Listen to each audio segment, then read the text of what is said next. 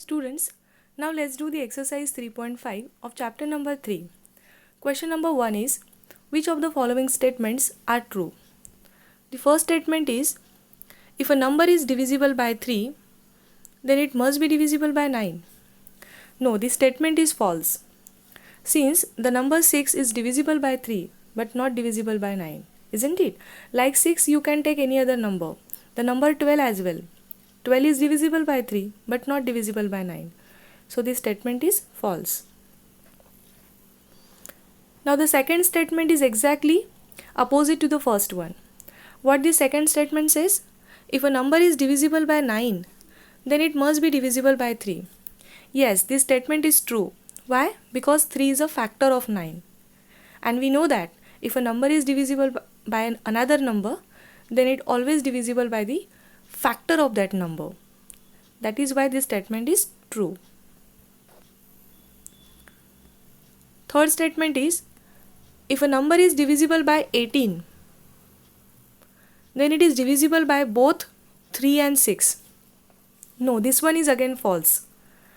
Since the number 12, here you can see that the number 12 is divisible by 3 and 6, but not divisible by 18. Why this is so happened? Because 3 and 6 are not a co-prime numbers. If they are co-prime, then we can say that a number is divisible by the product of that number, that is by 18. So this statement becomes true only in the case of co-prime numbers. Now statement fourth is, if a number is divisible by 9 and 10 both, then it must be divisible by 90. Now it's true. Why? Because 9 and 10 both are co-prime numbers. The factors of 9 are 1, 3 and 9, and factors of 10 are 1, 2 and 5. In both the factors, there is only one common factor, that is 1. Hence we can say that 9 and 10 are co-prime. And since they are co-prime numbers, number is divisible by the product of that number as well, that is by 90, as per the divisibility rule. Then statement number E. If two numbers are co-prime, at least one of them must be a prime. False. Not necessary that out of the two co-prime number, one of them must be a prime. Matlab they can be or they cannot be. Okay, for example, here you can see that 15 and 32 are co-prime numbers and they are composite, not prime. So it is not necessary that out of the two co-prime number, one of them must be a prime. They can be a prime or they can be a composite. Statement number F.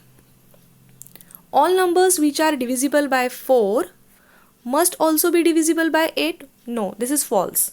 Since number 12 is divisible by 4 but not divisible by 8. Isn't it? But what about this statement?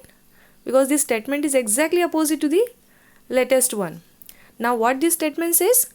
All numbers which are divisible by 8 must also be divisible by 4. Now this becomes true. Why? Because 4 is a factor of 8. And we know that if a number is divisible by another number, then it is also divisible by each of the factor of that number. That is why this statement is true. Now next statement is, if a number exactly divides two numbers separately, then it must exactly divide their sum. Yes, it is true, because we know that as per the divisibility rule, if a number is divisible, if two numbers are divisible by a number, then their sum is also divisible by that number. The next statement is, if a number exactly divides the sum of two numbers, then it must exactly divides the two numbers separately. No, this is false. This statement is exactly opposite to this previous statement. The previous statement was true, but this becomes false. Here you can see that 3 divides 12, but it does not divide 7 and 5.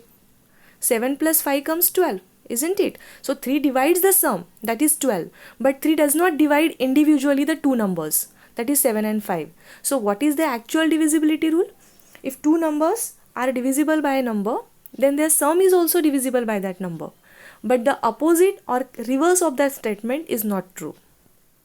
So children, this is all about the question number 1, which is based on your divisibility rule.